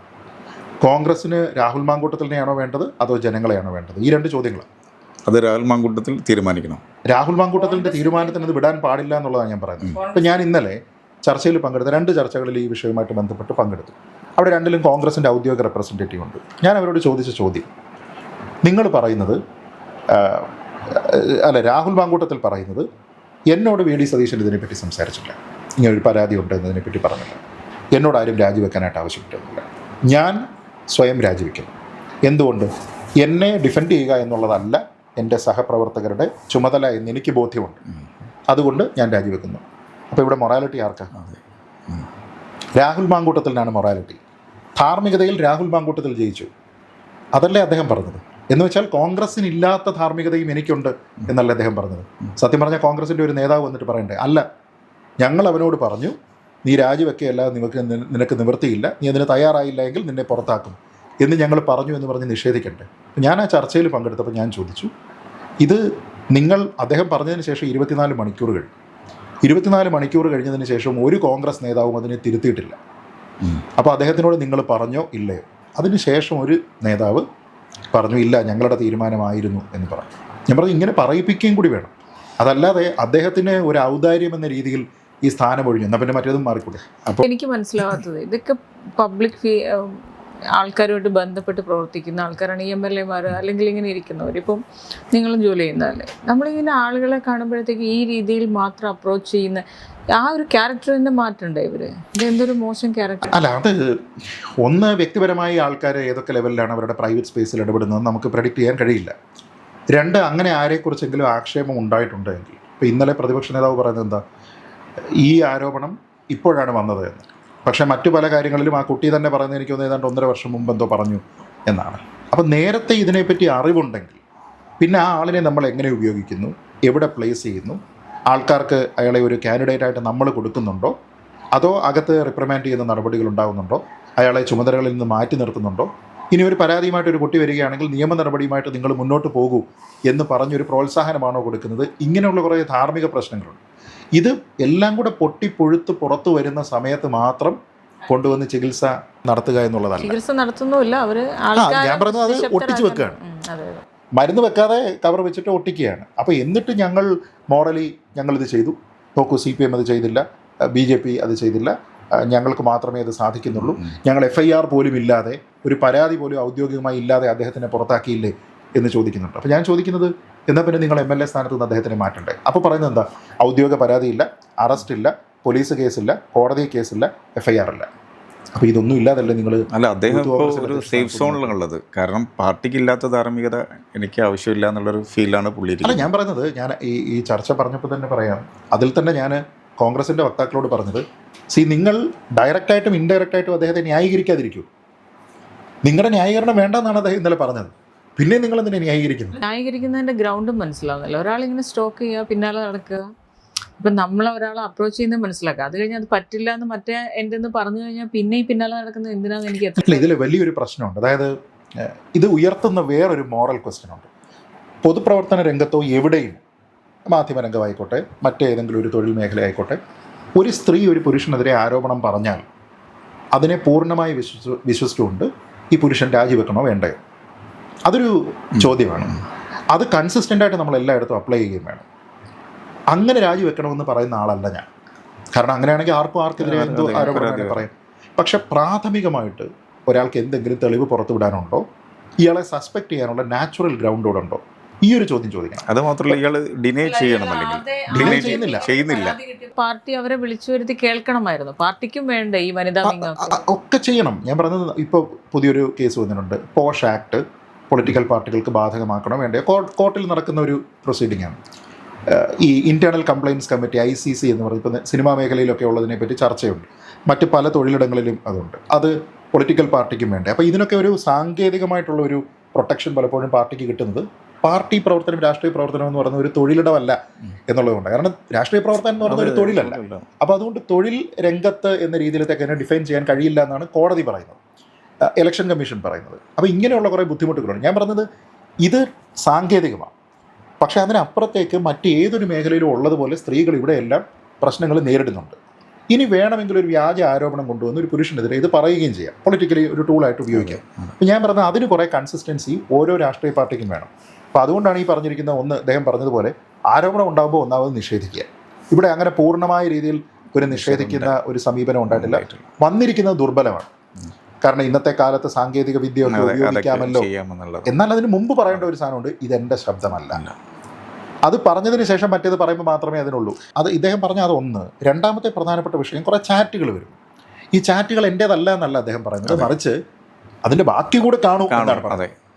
അപ്പോൾ എന്തായിരിക്കും, പരമാവധി വന്നു കഴിഞ്ഞാൽ അത് കൺസെൻഷ്വൽ ആണ് എന്ന രീതിയിലത്തേക്കുള്ള ഒരു സംഭവമേ അദ്ദേഹത്തിൻ്റെ ഭാഗത്തുനിന്ന് അദ്ദേഹത്തിന് പറയാൻ കഴിയും. അപ്പോൾ ഈ ചാറ്റിനെ നിഷേധിക്കുന്നില്ല. പിന്നെ ഇത് പല ആൾക്കാരാണ് പറയുന്നത്, പലരും ചാറ്റ് കൊണ്ടുവരുന്നുണ്ട്. അത് പല ഈ തമാശയ്ക്ക് പറഞ്ഞ പോലെ ഗൂഗിൾ പേയിൽ വരെ ഇതുപോലെ ചാറ്റ് ചെയ്തു എന്ന രീതിയിലത്തേക്ക് തമാശയ്ക്ക് ഓരോ ഇത് പറയുന്നുണ്ട്. അപ്പം ഞാൻ പറയുന്നത്, അങ്ങനെ വന്നിരിക്കുമ്പോൾ നമുക്ക് സസ്പെക്ട് ചെയ്യാനുള്ള പ്രിലിമിനറി ആയിട്ടുള്ള കാര്യങ്ങൾ നമ്മുടെ കയ്യിൽ ഉണ്ടോ? യെസ്, എങ്കിൽ നമുക്ക് പറയാം അയാൾ രാജിവെക്കും. ഇതൊന്നും ഇല്ലാതെ ഒരാൾ വന്നിട്ട് പറഞ്ഞു കഴിഞ്ഞാൽ അത് ശരിയല്ല എന്നുള്ളത് മാത്രമേ ഉള്ളൂ. അല്ല, ഇവിടെ ഒരുപാട് പേര് പരാതി പറയുകയും ചെയ്തു. അതിനോട് തുടക്കത്തിലൊക്കെ പുള്ളി ഒരു എന്താ പറയുക, ഒരു പൊളിറ്റിക്കൽ ലീഡർ ബിഹേവ് ചെയ്യേണ്ട രീതിയിലല്ല പ്രതികരിച്ചത്. പുള്ളി അങ്ങ് മറുപക്ഷത്തിന് സൈബർ അറ്റാക്ക് ചെയ്യാൻ പറ്റുന്ന രീതിയിലാണ് പുള്ളി പ്രതികരിച്ചത്. അവിടെയും ആ കുട്ടികളാണ് സൈബർ അറ്റാക്കിന് ഇരയായത്. അല്ല, അവിടെയാണ് പ്രശ്നം. അതായത് ഇതിലെ അടിസ്ഥാനപരമായ പ്രശ്നം എന്ന് പറഞ്ഞാൽ ഒരു സ്ത്രീ പരാതി ഉന്നയിക്കുന്നു എന്നുള്ളതാണ്. അപ്പോൾ ഒരു സ്ത്രീ പരാതി ഉന്നയിക്കുന്ന സമയത്ത് അതിൻ്റെ മെറിറ്റ് ഉണ്ടാകാം, ഇല്ലാതിരിക്കാം, പക്ഷെ നമ്മളത് അന്വേഷിക്കേണ്ടതല്ലേ. അപ്പോൾ ആ സമയത്ത് ഹൂ കെയർസ് എന്ന് പറഞ്ഞു കഴിഞ്ഞാൽ അത് ശരിയല്ല. People do care. അല്ലാതെ ഒരു പൊളിറ്റിക്കൽ പാർട്ടിയുടെ ആൾ, ജനപ്രതിനിധിയായിട്ടുള്ള ഒരാൾ പറയാൻ പറ്റാത്ത സ്റ്റേറ്റ്മെൻറ്റാണത്. അപ്പോൾ അവിടെ തന്നെ തെറ്റ്. അതുകൊണ്ടാണ് ഞാൻ പറഞ്ഞത്, രാഹുൽ മാങ്കൂട്ടത്തിൽ അങ്ങനെ ചെയ്തിരിക്കുന്ന ഒരാൾ യൂത്ത് കോൺഗ്രസിൻ്റെ അധ്യക്ഷനാകണോ വേണ്ടയോ എന്നുള്ളതൊന്നും ഇവിടുത്തെ ആരുടെയും പ്രശ്നമല്ല. അവിടെയാണ് ഈ ഹൂ കെയേഴ്സ് പറയേണ്ടത്. അവിടെ പുള്ളി ആയാലെന്ത്, അഭിനവ് വർക്കി ആയാലെന്ത്, ബിനു ചള്ളിയിലായാലെന്ത്, മറ്റേ നമ്മുടെ എന്താണ് പിന്നെ KM അഭിജിത്ത് ആയാലെന്ത്, ആരായാലും നമുക്കെന്താ, അത് അവരുടെ ആഭ്യന്തര പ്രശ്നം. പക്ഷേ ആരോപണം ഉന്നയിക്കുന്ന ആളിനെ ധാർമ്മികതയുടെ പേരിൽ ആ പദവിയിൽ നിന്ന് മാറ്റി എന്ന് പറഞ്ഞാൽ അതിനേക്കാൾ വലിയ പദവിയിൽ പുള്ളി ഇരിക്കുക. ഞാൻ ഇന്നലെ ആ ചർച്ചയിൽ അത് പറഞ്ഞുകൊണ്ട് പറയാം. ഞാനതിൽ കോൺഗ്രസിൻ്റെ വക്താവിനോട് ഞാൻ ചോദിച്ചതാണ്, നാളെ, അതായത് നിങ്ങളിപ്പോൾ അദ്ദേഹത്തിൻ്റെ രാജി ആവശ്യപ്പെടുന്നില്ല, അദ്ദേഹം പാലക്കാട് MLA ആയിട്ട് തുടരുകയാണ്. നാളെ ഔദ്യോഗിക ആവശ്യത്തിന് ഒരു പെൺകുട്ടി അല്ലെങ്കിൽ ഒരു സ്ത്രീ അദ്ദേഹത്തിനെ കാണേണ്ടി വരുന്ന ഒരു സാഹചര്യം ഉണ്ടാകും. ആ സാഹചര്യത്തിന് ശേഷം അദ്ദേഹം അവരോട് മെസ്സേജ് അയക്കുകയോ മോശമായി പെരുമാറി എന്നൊരു ആരോപണം നാളെ ഉണ്ടായാൽ അതിൻ്റെ ഉത്തരവാദിത്വം, നേരത്തെ പറഞ്ഞ വ്യക്തിപരമായ ഉത്തരവാദിത്വം രാഹുൽ മാങ്കൂട്ടത്തിൽ നിന്ന് മാത്രമല്ല കോൺഗ്രസിനുണ്ട്. കാരണം ആരോപണം ഉണ്ടായപ്പോൾ, നിങ്ങൾ ഇതിനെപ്പറ്റി അറിഞ്ഞപ്പോൾ നിങ്ങൾ അദ്ദേഹത്തിനെ മാറ്റിയിരുന്നെങ്കിൽ ഇതുണ്ടാവില്ലായിരുന്നു. പക്ഷേ രാജിവെക്കേണ്ടത് MLA സ്ഥാനമല്ല എന്ന് പറഞ്ഞ് അദ്ദേഹത്തിനെ തുടരാൻ അനുവദിച്ചാൽ പിന്നെ ഒരാരോപണം ഉണ്ടായിക്കഴിഞ്ഞാൽ അതിൻ്റെ എക്സ്റ്റൻഡഡ് ലൈബിലിറ്റി ആ പാർട്ടിക്കുണ്ട്. പാർട്ടി നാറണോ വേണ്ടേ? അതുകൊണ്ടാണ് ഞാൻ നേരത്തെ പറഞ്ഞത്, നിങ്ങൾക്ക് രാഹുൽ മാങ്കൂട്ടത്തിനെയാണോ വേണ്ടത്, ജനങ്ങളെയാണോ? അപ്പോൾ അതുകൊണ്ടാണ് ഞാൻ പറഞ്ഞത്, കോൺഗ്രസിനെ സംബന്ധിച്ചിടത്തോളം 2 വലിയ തെരഞ്ഞെടുപ്പുകൾ വരുന്നതിന് മുമ്പ് അവർക്ക് ഒരു കാൻഡിഡേറ്റിനെ പ്രൊട്ടക്റ്റ് ചെയ്യണോ, അതോ അതിൻ്റെ പേരിൽ പാർട്ടിയെ തന്നെ റിസ്ക് ചെയ്ത്, ജനങ്ങളുടെ വിശ്വാസത്തിനെ തന്നെ റിസ്ക് ചെയ്തിട്ട് അടുത്ത തെരഞ്ഞെടുപ്പിലേക്ക് പോകണം. പാർട്ടി വേണോ, രാഹുൽ മാങ്കൂട്ടത്തിൽ വേണോ, ജനങ്ങൾ വേണോ? ഇത് എല്ലാം കൂടെ ഒന്നിച്ച് കൊണ്ടുപോകുക എന്നുള്ളത് എളുപ്പമായിട്ടുള്ളൊരു കാര്യമല്ല. കാരണം പൊളിറ്റിക്സ് എന്ന് പറയുന്നതും പൊളിറ്റിക്കൽ ഡിസിഷൻസ് എന്ന് പറയുന്നതും പബ്ലിക് പെർസെപ്ഷന് വളരെയധികം വില കൊടുക്കേണ്ടുന്ന ഒരു കാര്യമാണ്. നമ്മൾ നീതി നടപ്പാക്കുന്ന സമയത്ത് കോടതികൾ തന്നെ പറയും, നീതി നടപ്പാക്കിയാൽ പോരാ, അത് നടപ്പാക്കിയെന്ന ബോധ്യം സമൂഹത്തിന് ഉണ്ടാവുക കൂടി വേണം. അപ്പോൾ രാഹുൽ മാങ്കൂട്ടത്തിൻ്റെ കാര്യത്തിലാണെങ്കിലും നീതിയാണ് പ്രശ്നം. അപ്പോൾ നീതി നടപ്പാക്കുക എന്ന് പറയുന്നത് അദ്ദേഹത്തിന് ഒരു പദവിയിൽ നിന്ന്, പാർട്ടി പദവിയിൽ നിന്ന് മാറ്റുന്നതിൽ തീർന്നോ, അത് പൊതുജനം അതിനെ അംഗീകരിക്കുമോ, അതോ അദ്ദേഹത്തിനെ അവിടെ നിന്ന് മാറ്റി നിർത്തുമ്പോൾ ഒരുപക്ഷേ CPM ചെയ്തിട്ടില്ലാത്ത ഒരു ധാർമ്മികത, BJP ചെയ്തിട്ടില്ലാത്ത ധാർമ്മികത ഞങ്ങൾ ചെയ്തിരിക്കുന്നു, അപ്പോൾ ഞങ്ങൾ സ്ത്രീപക്ഷമാണ്, ഞങ്ങളുടെ ഏറ്റവും പ്രധാനപ്പെട്ട പ്രോമിസിംഗ് ആയിട്ടുള്ള ആളിനെ പോലും മാറ്റി നിർത്തുന്നതിനോ അദ്ദേഹത്തിനെതിരെ നടപടിയെടുക്കുന്നതിനോ ഞങ്ങൾക്ക് ബുദ്ധിമുട്ടില്ല എന്നൊരു സന്ദേശം കൊടുക്കണോ. ഇത് രണ്ടാമത്തേത് എടുത്തു കഴിഞ്ഞാലാണ് പാർട്ടിക്ക് അടുത്ത തെരഞ്ഞെടുപ്പിൽ ബെറ്ററായിട്ട് പെർഫോം ചെയ്യാൻ കഴിയുന്നതെന്നുള്ളത് എല്ലാവർക്കും അറിയാം. അത് എത്ര കാലം കഴിഞ്ഞിട്ടാണോ എടുക്കുന്നത് അത്രത്തോളം അവരുടെ ശക്തി ക്ഷയിക്കുകയുള്ളൂ എന്നാണ് എനിക്ക് തോന്നുന്നത്. അല്ല, അത് തന്നെയാണ് എനിക്ക് തോന്നുന്നത്. പിന്നെ കോൺഗ്രസിൻ്റെ ഭാഗത്തു നിന്നുള്ള ഇപ്പോൾ അവർ പറയുന്നത്, ഇപ്പോൾ ഒരു പരാതി പോലും വരാതെ തന്നെ സ്വമേധയാ ഈ സ്ഥാനത്ത് നിന്ന് രാജിവെച്ചു, ഏത് അധ്യക്ഷ സ്ഥാനത്ത് നിന്ന് രാജിവെച്ചു. ഇനിയൊരു പരാതി വന്ന് അത് സബ്സിക്വൻ്റായിട്ട് അതിൻ്റെ ബാക്കി ലീഗൽ എന്താ പറയുക അതിൻ്റെ പ്രൊസീഡിങ്സിലേക്കൊക്കെ പോകുമ്പോൾ ചിലപ്പം ഒരുപക്ഷെ ഈ MLA സ്ഥാനം തന്നെ രാജിവെക്കാനുള്ളൊരു സാധ്യത. അല്ല, അവിടുത്തെ ഒരു വലിയ പ്രശ്നം സപ്പോസ് പരാതി ഉണ്ടായില്ലെങ്കിലോ, പരാതി ഉണ്ടാവുക എന്ന് പറഞ്ഞ പരാതി ഇല്ലെങ്കിൽ പിന്നെ എന്തിനാണ് രാജിവെക്കുന്നത്? അല്ല, പരാതി ഇല്ലെങ്കിൽ പിന്നെ എന്തിനാണ് യൂത്ത് കോൺഗ്രസിന്റെ അധ്യക്ഷ സ്ഥാനത്ത് നിന്ന് മാറുന്നതെന്നുള്ളൊരു ചോദ്യമുണ്ട്. അല്ല, ഈ തീരുമാനങ്ങൾ എടുക്കേണ്ടതാരാ? ഇത് രണ്ടും ഒരു ഡിസിഷൻ മേക്കിംഗ് അതോറിറ്റിയാണ് അല്ലേ? നമ്മൾ രണ്ടുപേരും കൂടെ ചേർന്നിട്ടൊരു അസോസിയേഷൻ, ആ നമ്മൾ രണ്ടുപേരും കൂടെ ചേർന്നിട്ടാണ് എല്ലാ തീരുമാനവും എടുക്കുന്നത്. താങ്കൾ എന്നെ പിടിച്ച് പ്രസിഡൻ്റ് ആക്കുന്നു, താങ്കൾ എന്നെ ഡോമിനേറ്റ് ചെയ്തിട്ട് ഇലക്ഷൻ നിർത്തുന്നു, ഒരു വിഷയം ഉണ്ടാകുന്നു, ആ വിഷയത്തിൻ്റെ പേരിൽ നീ ഇതിൽ ഒരെണ്ണം അങ്ങ് മാറ്റി വെച്ചിട്ട് മറ്റേതിരുന്നോട്ടെ എന്ന് പറയുന്നത് ശരിയല്ല. ആൾക്കാർ എലക്ട് ചെയ്തിട്ടല്ലേ ആയതെന്ന് ചോദിച്ചു കഴിഞ്ഞാൽ ശരിയാണ്. കോൺഗ്രസ് തീരുമാനിച്ചിട്ടല്ല മറിച്ചാണെങ്കിലും കുഴപ്പമില്ലായിരുന്നു. MLA സ്ഥാനം രാജിവെച്ചിട്ട് ഇത് കണ്ടിന്യൂ ചെയ്താലും കുഴപ്പമില്ല. ഇന്റേണൽ പ്രശ്നമാണെന്ന് ആൾക്കാർക്ക് പറയാം, അത് ആഭ്യന്തര പ്രശ്നമാണ്. പക്ഷെ ഞാൻ പറയുന്നത് ആൾക്കാരെ എലക്ട് ചെയ്തിട്ടാണല്ലോ ഒരാൾ ജനപ്രതിനിധിയാകുന്നത്, അതുകൊണ്ട് ഞങ്ങളുടെ മാത്രം ചോയ്സ് അല്ല ശരി. പക്ഷെ ആ ചോയ്സ് ആൾക്കാർക്ക് കൊടുത്തത് നിങ്ങളാണ്, നിങ്ങൾ നോമിനേറ്റ് ചെയ്തത് കൊണ്ടാണ്, ഇല്ലായിരുന്നെങ്കിൽ വേറൊരാളിനെ ആയിരിക്കത്തില്ലേ. അപ്പോൾ അതുകൊണ്ട് അതിലൊരു ധാർമ്മികതയുണ്ട്. അപ്പോൾ ഞാൻ പറഞ്ഞത് ഇതൊന്നും എന്താ നമ്മൾ സ്ട്രിക്ട്ലി അനലൈസ് ചെയ്ത് കഴിഞ്ഞാൽ ഇതൊന്നും തെറ്റല്ല. ഇപ്പോൾ രാഹുൽ മാങ്കൂട്ടത്തിൽ രാജി വെക്കണമെന്ന് പറയുന്നതോ വെക്കാതിരിക്കുന്നതോ ഒന്നും തെറ്റല്ല. അങ്ങനെ അതിനെ പ്രിവെൻറ്റ് ചെയ്യുന്ന ഒരു നിയമവുമില്ല. പക്ഷേ ധാർമ്മികത എന്ന് പറയുന്ന ഒരു സാധനം ഏറ്റവും കൂടുതൽ രാഷ്ട്രീയത്തിൽ ഉണ്ടാകണമെന്നാണ് ആൾക്കാരുടെ വിശ്വാസം. ഇപ്പോൾ ഒരു ചെറിയ ഉദാഹരണം പറഞ്ഞു കഴിഞ്ഞാൽ മുകേഷ് MLA, അദ്ദേഹം പാർട്ടിയുടെ പ്രത്യേകിച്ച് ചുമതലയുള്ള ആളല്ലല്ലോ, അദ്ദേഹം MLA ആണ്. MLA ആയിട്ടുള്ള മുകേഷിനെതിരെ ആരോപണം ഉണ്ടാകുന്ന സമയത്ത് അദ്ദേഹത്തിൻ്റെ വീട്ടിലേക്കും ഓഫീസിലേക്കും മാർച്ച് ആദ്യം നടത്തുന്നത് യൂത്ത് കോൺഗ്രസും മഹിളാ കോൺഗ്രസുമാണ്. മഹിളാ കോൺഗ്രസിൻ്റെ സ്റ്റേറ്റ് അധ്യക്ഷയാണ് ജെബി മേത്തർ, MP ആണല്ലോ. അന്ന് ജെബി മേത്തർ പറഞ്ഞ സ്റ്റേറ്റ്മെൻറ്റ് മാധ്യമങ്ങൾ മുഴുവൻ കാണിച്ചതാണ്. പറഞ്ഞിരുന്നത് എന്താ? സ്ത്രീ പീഡകനായിട്ടുള്ള ഒരാൾ നിയമസഭയിൽ ഇരിക്കാൻ പാടില്ല. എനിക്ക് ജെബി മേത്തറിനോട് ചോദിക്കാനുള്ളത്, ഈ വിശ്വാസം, ഈ സ്റ്റേറ്റ്മെൻറ്റിൽ നിങ്ങൾക്ക് ഇപ്പോഴും വിശ്വാസമുണ്ടോ? ഉണ്ടെങ്കിൽ രാഹുൽ മാങ്കൂട്ടത്തിൻ്റെ കാര്യത്തിൽ നിങ്ങൾ എന്ത് തീരുമാനം എടുക്കുന്നുള്ളതാണ്. അതോ മുകേഷിനെ ഏതെങ്കിലും ഒരു കമ്മിറ്റിയിൽ നിന്ന് പിടിച്ചങ്ങ് മാറ്റിയാൽ നിങ്ങൾ ഓക്കെ ആകുമായിരുന്നു?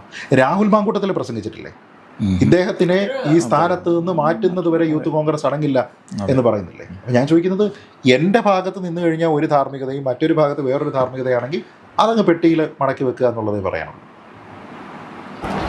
ഇപ്പോൾ മറ്റൊരു വിഷയത്തിലേക്ക് വരുവാണെങ്കിൽ, ഈ സിനിമകളുടെ കാര്യത്തിലൊക്കെ ഓരോ സ്റ്റാൻഡ്, ഈ കേരള സമൂഹത്തിൽ ചില കാര്യങ്ങൾ എടുക്കുന്ന സ്റ്റാൻഡ്, ഇപ്പോൾ അതാണ് ഞാൻ പറഞ്ഞത്, BJP എടുക്കാത്ത പല സ്റ്റാൻഡുകളും ശ്രീത്ത് എടുക്കാറുണ്ട്.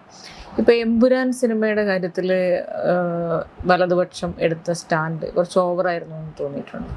ഇല്ല, അങ്ങനെയില്ല. കാരണം ഇല്ല, അങ്ങനെ എനിക്ക് തോന്നുന്നില്ല. നമ്മൾ ആവിഷ്കാര സ്വാതന്ത്ര്യം എല്ലാവർക്കും ഉണ്ട്. നിങ്ങൾക്കൊരു സിനിമ എടുക്കാം, നിങ്ങൾക്കൊരു കഥ എഴുതാം, എന്ത് നിങ്ങൾക്ക് ചെയ്യാനുള്ള സ്വാതന്ത്ര്യമുണ്ട്. പക്ഷേ ചരിത്രപരമായിട്ടുള്ള ഒരു കാര്യത്തിനെ റെപ്രസെൻ്റ് ചെയ്യുന്ന സമയത്ത്, അത് എമ്പുരാനിൽ മാത്രമല്ല, വാര്യംകുന്നൻ സിനിമ പ്രോജക്റ്റ് വന്നിരുന്ന സമയത്തും എൻ്റെ നിലപാട് അത് തന്നെയാണ്. 19-ാം നൂറ്റാണ്ടെന്ന് പറഞ്ഞ സിനിമ വന്നപ്പോഴും എൻ്റെ നിലപാട് അത് തന്നെയാണ്. ചരിത്രപരമായിട്ടുള്ള ഒരു വസ്തുതയെ നമ്മളത് ചരിത്രപരമായിട്ടുള്ള വസ്തുത തന്നെയാണ് എന്ന് പറഞ്ഞുകൊണ്ട് നമ്മളതിൻ്റെ ഒരു അഡാപ്റ്റേഷൻ ഏത് രീതിയിൽ കാണിച്ചാലും അതിനോട് സത്യസന്ധത പുലർത്തണം. അതല്ലെങ്കിൽ ഇതെൻ്റെ കാഴ്ചപ്പാടാണെന്ന് പറയണം. അക്കൽദാമയിൽ പൂക്കൾ വിടരുമ്പോൾ എന്ന് MT കഥ എഴുതുമ്പോൾ അത് അദ്ദേഹത്തിൻ്റെ യേശുവും അദ്ദേഹത്തിൻ്റെ യൂദാസുമാണ്, അതെല്ലാവർക്കും അറിയാം.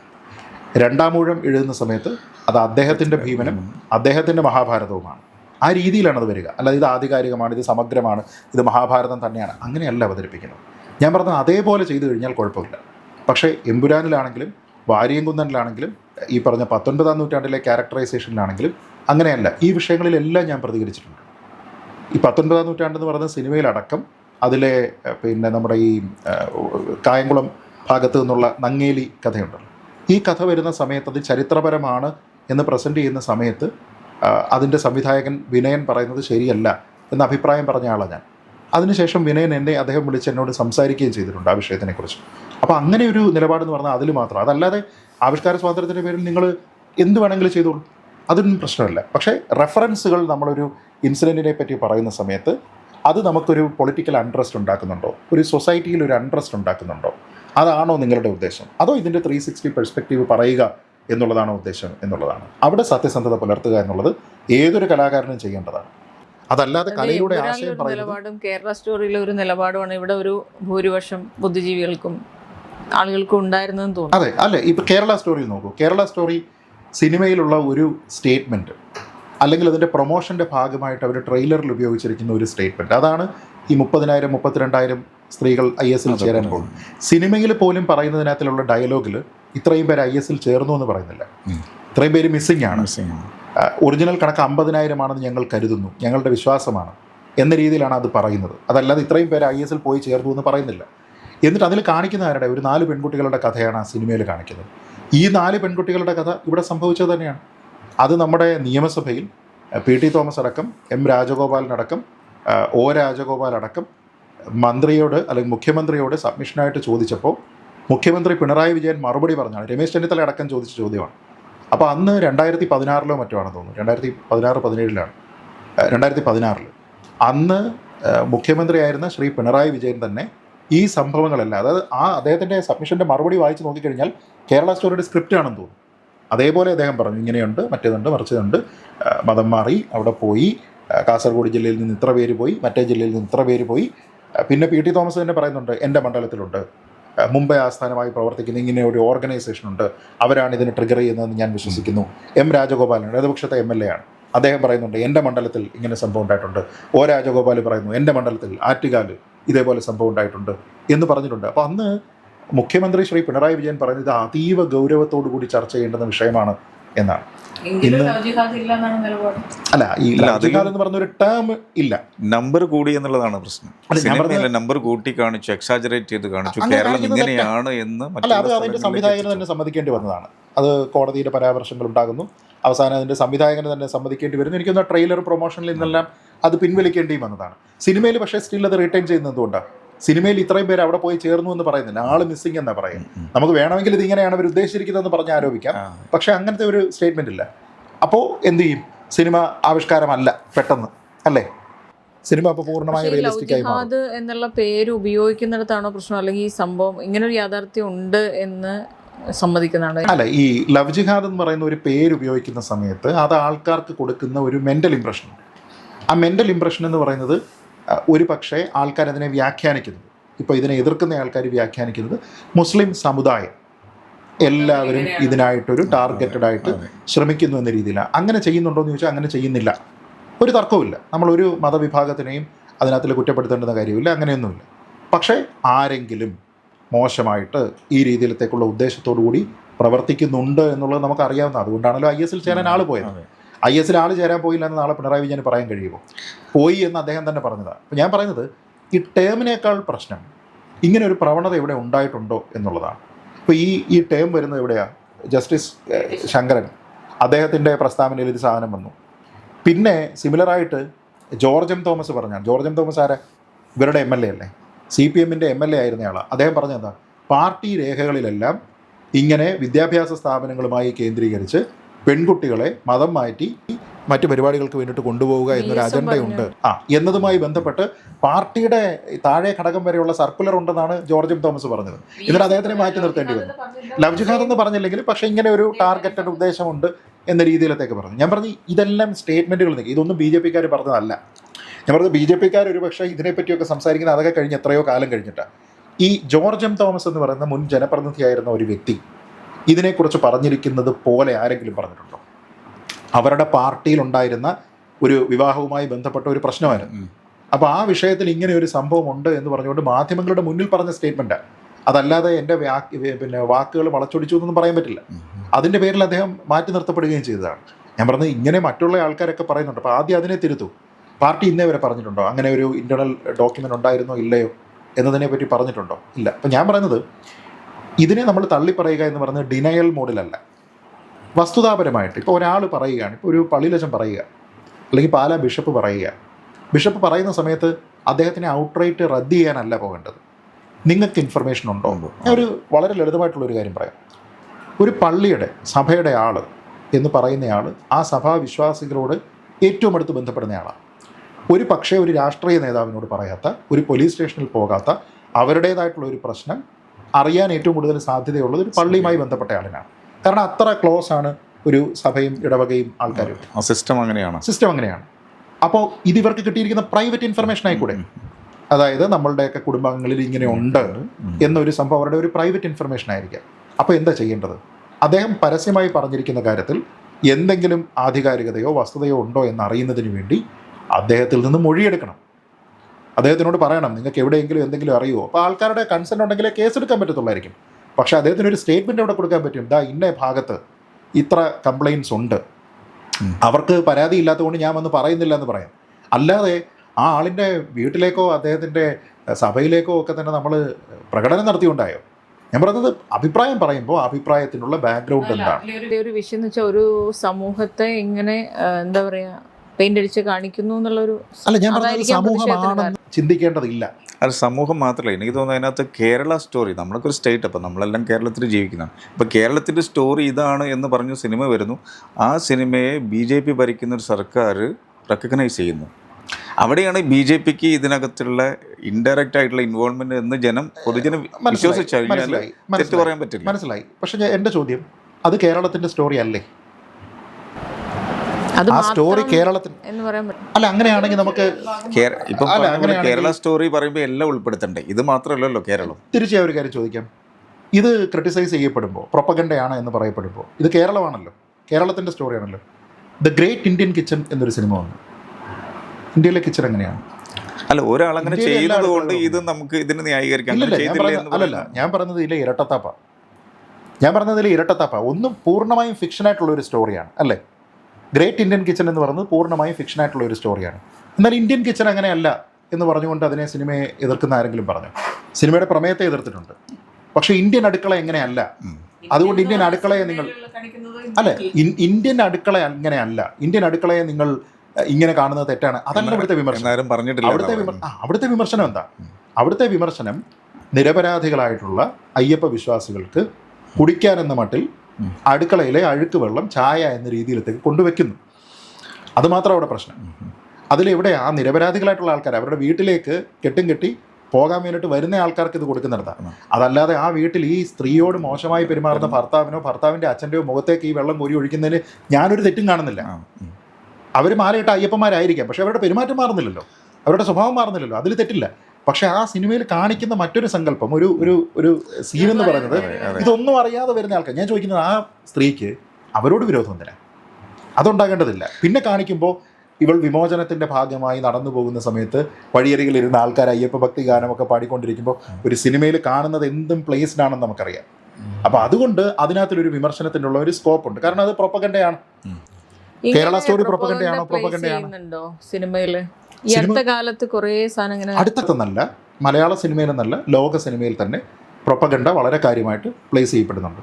നമ്മുടെ രാഷ്ട്രീയത്തിന് ചേരാത്ത കാര്യങ്ങളെ പ്രൊപ്പഗൻഡയാണെന്ന് നമ്മൾ പറയുകയും നമ്മുടേതിന് ചേർന്ന് നിൽക്കുന്നതിനെ പ്രൊപ്പഗൻഡ അല്ല എന്ന് നമ്മൾ പറയുകയും ചെയ്യും. നഗരസഭയിലെ താൽക്കാലിക ജീവനക്കാരുടെ വേക്കൻസിക്ക് പാർട്ടിയിൽ നിന്ന് ലിസ്റ്റ് തരൂ എന്ന് മേയർ പറഞ്ഞിട്ട് പാർട്ടി സെക്രട്ടറി, ജില്ലാ സെക്രട്ടറി കത്തയച്ചു കൊടുത്തു എന്ന് പറഞ്ഞിട്ടൊരു വിവാദം വന്നു.